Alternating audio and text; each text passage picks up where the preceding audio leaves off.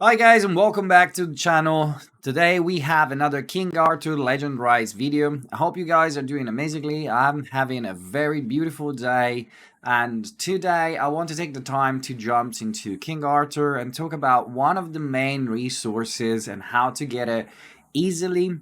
And I'm talking about gold. Obviously is a big topic regarding this game. It's a very gold starving game at the moment, unless they're going to rebalance or something. Everything you do in the game roughly requires you to spend the hardly earned gold, either if buying something from the market like you should do daily with the refresh and etc., using the forge and changing the stats, or purchasing some of the gear from here, or actually crafting the gear for yourself, leveling champions, leveling the awakening, the relics level. Everything requires you to use a lot of gold. And one of the main drainage is gear, for sure. Leveling gear, it's quite intensive. I think that leveling a piece of 4-star gear to level 12 might be something around the 300,000. There you go, 300,000. 5-star piece of gear, I think, is 500,000. And 6-star piece of gear, it's over 700,000. I think it's 775,000 gold, which is a lot. And there's a lot, especially if you consider how much you earn from the main dungeon that you will farm to get gold, which is the power-up dungeon, Burning Lands, where you will face Gorgos. And if you are able to farm the highest level of the game, you're gonna get 113,000 gold per run, per single run. So if you run it 3 times, obviously it's 3 times as much, but if you run it once for 18 energy or stamina, you're gonna get 113,000 gold, meaning that to level 1 piece of gear all the way up to level 12 is 7 runs on this dungeon. And it obviously show you straight away how gold intensive is going to be gearing up all your champions, because you're going to need a ton of champions in the game. And so that's why this dungeon, in my opinion, is one of the one that you should focus straight away from the beginning of the game, and you should try to get as far as you can.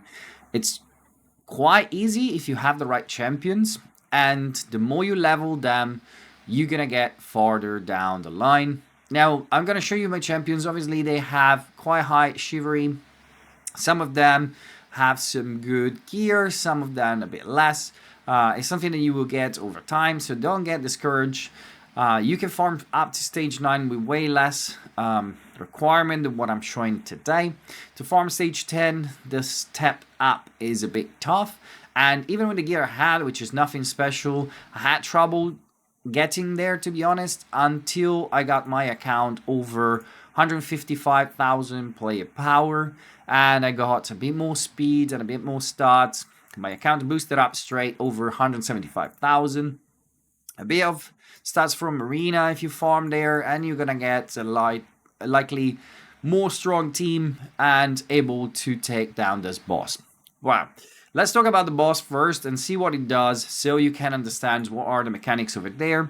It's very simple, to be honest. This boss, it's a flaming demon, whatever you want to call it. He's going to try to apply dots on your team, burns, and this will do damage over time. So every time your champions do a turn, he will basically damage your champions. It will boost his stats, he will start getting buff, and then it will slam you, and if you have burns on you, it will basically destroy your team and kill everyone if you let him build up his strength. But there are counters, obviously. There are champions that can counter this, and there are champions that can help you progress. And luckily enough, some of these champions are actually coming to you basically for free. Everybody will get Isolde, and she needs the Frost Relic, which I believe is her starting relic, and that is one champion that we're going to use. One of the champions you're going to have is going to be Anguish. Anguish is going to be given to you for free on day 13. Is a very good champions for this dungeon. I don't believe it has much use beside here, but for this dungeon it is top notch. And the last champion that is absolutely fundamental is Jared, which is actually an uncommon, and it is this guy over here. You're gonna have to get his Frost relic to use it in this dungeon. You can summon it or you can buy it from the market, which, by the way, you should save up your copies and sell what you're not using. So let's have over here. You can summon it from the Frost relic, obviously, if you're lucky enough. But the Frost relic or all the relics are actually quite difficult to come across. The best way is to use the shop down here, where you can buy everyday heroes and relics. The left part resets weekly, the right part resets daily, and you can scroll down here and you're gonna have a different selection of champions every day. And when you're gonna see his Frost relic, you should definitely snatch it up. Is gonna boost this champion in the right direction for you, and you can exchange from here everything that you don't use. Select all the champions you already have to Chivalry 10. Select this one. Now I'm keeping only those that are not, but you will have something to sell for copies of different champions. And same goes with the relics. You can select all the relics that you have not already obtained or unlock. For example, these two already have, so I can sell it and I can exchange it for 100 token. I don't need them because I've already unlocked it on my champions, while I have this one still to unlock on an uncommon or common champion, I should say. But enough about that. Let's have a look at what we need to take down this boss. Basically, you will have to bring the same weapon that he does. And Anguish is particularly good for this because it brings a lot of damage over time, a lot of dots, and it brings a lot of chills to help basically kill the champions. Now, one of the first secrets to beat this dungeon is to bring all champion in the Frost relic. Otherwise, they will get molded, and you don't want that, obviously. If you're having trouble in the beginning to defeat the different stages, and you have Merlin, you should use him. It will bring the defense aura over here, as you can see. Is basically going to reduce 10% of the damage you take, and it's going to help your team survive. And if instead you are sustaining the damage, like I am at this point, you can use Anguish Aura, because Anguish down here will have a 20% attack speed to your team, and this will help basically farming quicker the dungeon. I'm at the point where I can run this team, and this team is actually quite fast. I can run the dungeon in 102 minutes. It's 1 minute 39 with this team. But to be honest, if you want a free-to-play options, you can switch off Merlin because obviously it's legendary. Not everybody has it, although there is a banner at the moment in the game where you can get it from a boosted summon. You can just have come over here, and if you collect enough of these tokens, summon tickets, basically, you're going to be able to summon him sooner or later. You can use also crystals to add more summoning. I think it's 1500 for a 10 pull. And the increased rate will help you basically summon this champion. I've been quite lucky because my Merlin is already Chivalry 3, I believe. Yes, it's Chivalry 3. And makes a bit of difference. It's still not a Kraken Merlin. Chivalry 8 will add even more. But at the moment, it's Chivalry 3. You can beat this dungeon and this level even with Sarah. Just bring her with her Frost relic and she will survive.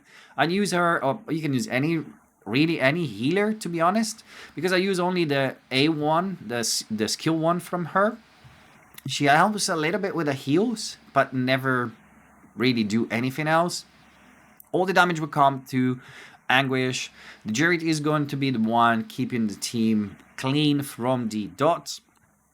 And Isolde is going to help everybody. Heals back with the continuous heal or recovery over time, as they call in this game.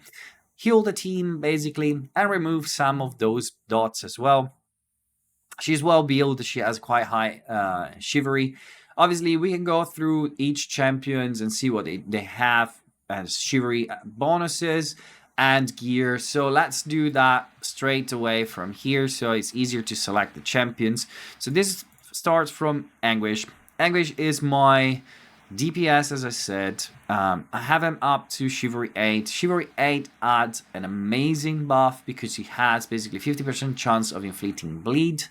Bleed will add 3% damage for each turn, damage taken 2%, so the boss will take more damage and it will help me kill the boss much quicker. I've cut over 30 seconds on the fight with this Chivalry alone, but the first few just adds maybe a bit of stats, effect accuracy, which is really important over here because we want our debuff to land, HP to stay alive, speed, which is really important over here, attack, which we don't want, HP and defense over here that helps him stay alive, and as I said, the bleed finally will do the difference. I have more HP and more defense to farm when I'm going to be able to bring it to Chivalry 10. But it's a long way. I have no rush in doing that because the champion is really doing what I need. And so for the moment, that's pretty much it. I want to show you Isolde. Isolde is also Chivalry 8, which helps because she has a chance to remove dots, basically. And chance to dot taken decrease granted by skills to dots taken decrease 3. So she's having a big boost with this one. She got a lot of stats along the way, as always. On the Chivalry 3 actually is where she has a chance to increase the duration of all dots inflicted on enemies by 1 turn, which is with a skill 3. Will be nice, to be honest. I am not using it at the moment. You will see that her skill 3 is actually turned off. So it makes really not much difference. It's mostly stats and what she can do when she reaches Chivalry 8. The other champions that is really important is Jarrett. He is absolutely amazing. All the uncommons on the first 5 Chivalry only adds basically 5% attack, defense, and HP. And after that, they will start adding more bonuses: HP, attack and defense, HP and effect accuracy, which will help. Defense, effect accuracy again will help a lot. And attack and elemental compatibility 5%. Adding to the team. And lastly, I will show you both of them. I will show you my Merlin, which is Chivalry 3, which basically is going to affect the boss with this debuff at the beginning of the fight. It helps a lot. And lastly, as I said, Sarah, which is the alternative I'm using if I don't want to use Merlin, if I gear him differently, or if I don't have it, like many of you maybe. She's only Chivalry 2, so it's not too crazy, but I'm looking forward to increase her Chivalry and have her to inflict attack gouge disruptions, which will slow down the boss and help me basically put up more dots over turns, and it will speed up the fight again. So let's have a look at the gear first. So we can have a look at that too and then jump straight into the fight. I have Anguish in 2 sets over here, as you can see, accuracy and vigor. Vigor set is really important because we are using his skill 3 over and over. It has the ability to inflict chill over here, and it will inflict also dots by doing that. It will inflict bleeds and basically kill the boss. As you can see, some of my gear is still 3-star, some is 4, some I have 1 5-star over here, but nothing crazy. These are his stats. It's quite slow, 138, and he has 47% effect accuracy, which is basically you looking to give him around this number. He will buff himself with his passive, and the Jarrett will buff as well his accuracy by removing the dots and then giving increased effect accuracy buff. You want a decent defense. This is not really high, but it does the job, so this is where you want to stay, even if you don't using the defense aura from Merlin. This will keep you alive anyway.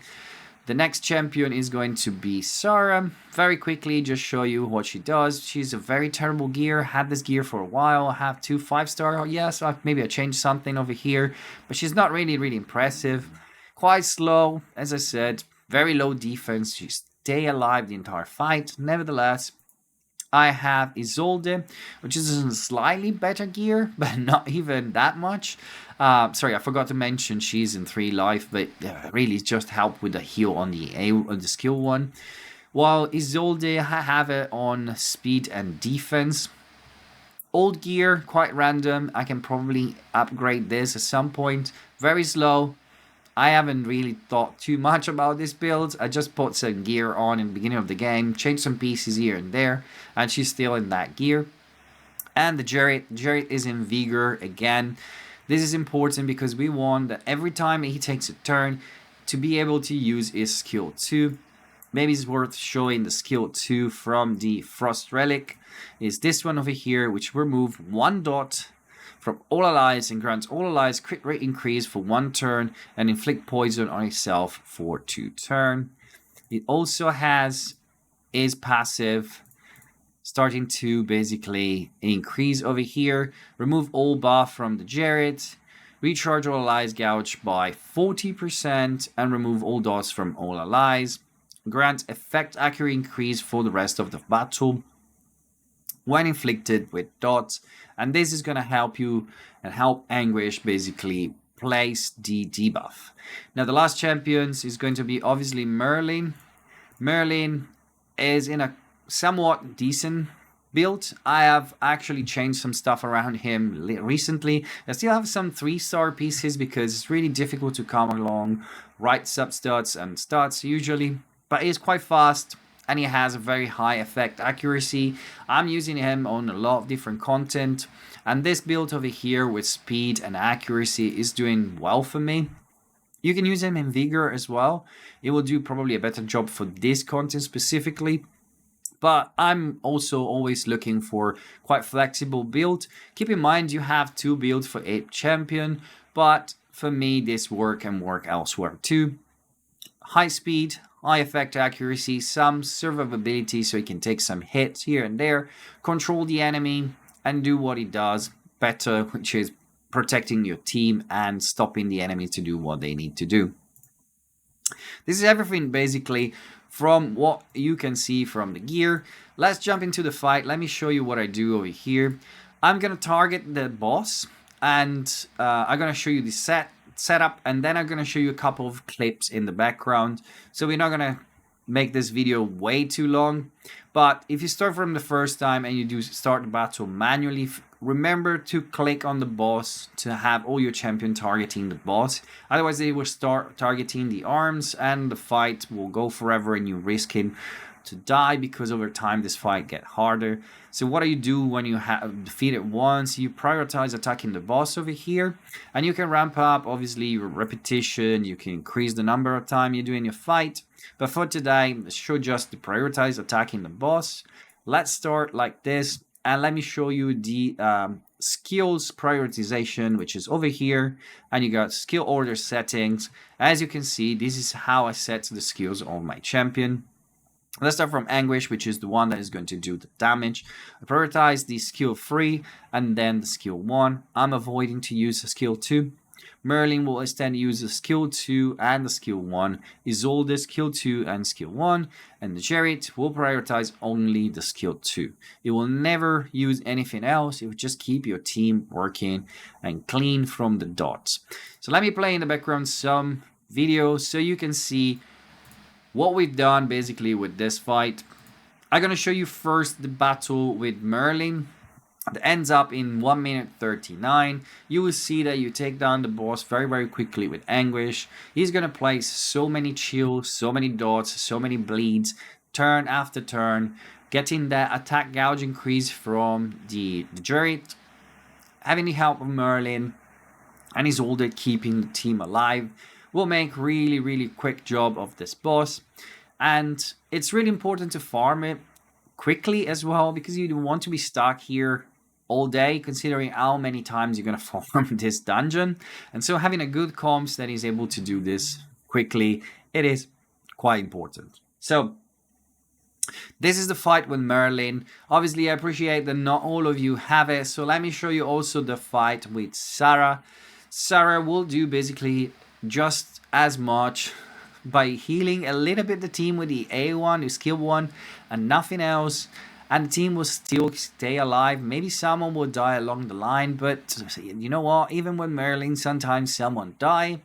As long as Anguish is alive and is all to keep him running, the fights will end very quickly. You might encounter the odd failing when nothing goes wrong on the RNG and you're not landing the debuff, when the boss will start hitting the same champions over and over and they will not heal back. It could happen, but you're not losing any stamina if one run every few fail. To be honest, I haven't seen many run failing with this comp so far. I've been quite lucky, I guess. Also because I haven't really aimed for anything. I'm not speed tuning the team. I'm not looking for specific stats. I'm just building the champions in a way that I think they will work and see if it works, and luckily it did.